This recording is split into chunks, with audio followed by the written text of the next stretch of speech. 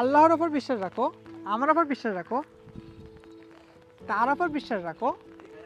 So কারোর ওপর ভরসা করতে আমরা বলবো believe on or faith on.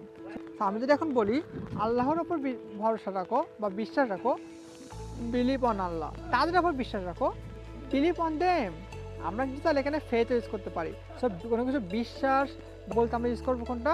আমরা ইউজ করবো বিলিভ। সো আমরা কিন্তু তাহলে প্রতিটা যে কোনো কারোর উপর বিশ্বাস রাখতে বা ভরসা রাখতে আমরা কিন্তু এটা ইউজ করতে পারি।